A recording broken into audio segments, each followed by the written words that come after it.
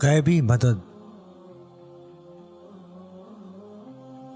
غیبی مدد نہ اسپین کے وقت آئی، نہ خلافت عثمانیہ کو بچانے کے لیے آئی، نہ اسرائیل کا قیام روکنے کے لیے آئی، نہ بابری مسجد کے وقت آئی، نہ میانمار کے وقت آئی،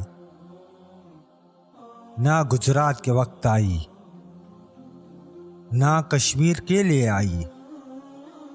پھر بھی گھروں اور مسجدوں میں بیٹھ کر غیبی مدد کی صدا.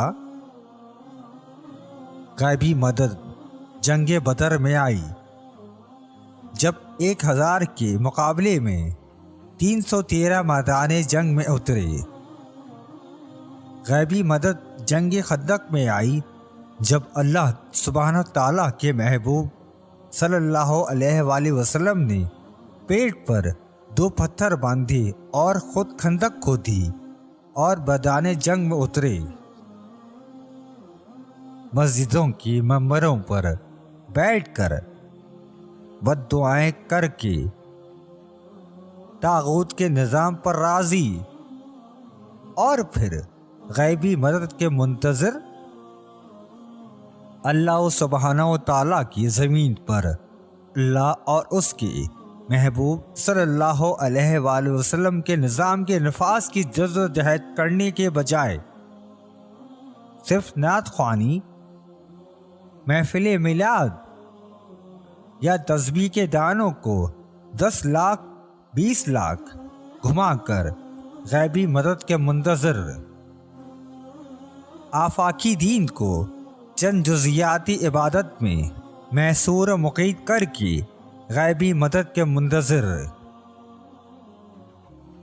مسلمانوں کو مجاہد کے بجائے مجاور بنا دینے کے بعد غیبی مدد کے منتظر. یعنی سب کچھ اللہ سبحانہ و تعالیٰ کے ذمہ لگا کر خود کنارہ کشی اختیار کر کے غیبی مدد کے منتظر. اپنے حق کے لیے کھڑے ہونے سے ڈرتے اور کتراتے ہوئے آسمانوں سے فرشتوں کے نازل ہو کر مسلمانوں کی غیبی مدد کے منتظر.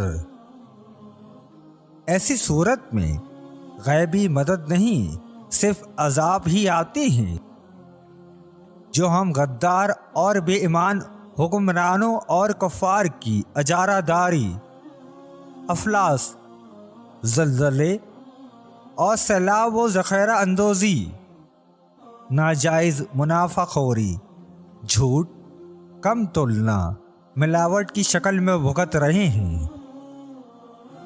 پہلے اپنے حق اور دین اسلام کے لیے کھڑے تو ہوں، پھر دیکھیں اللہ سبحانہ و تعالیٰ کی طرف سے غیبی مدد آتی ہے کہ نہیں.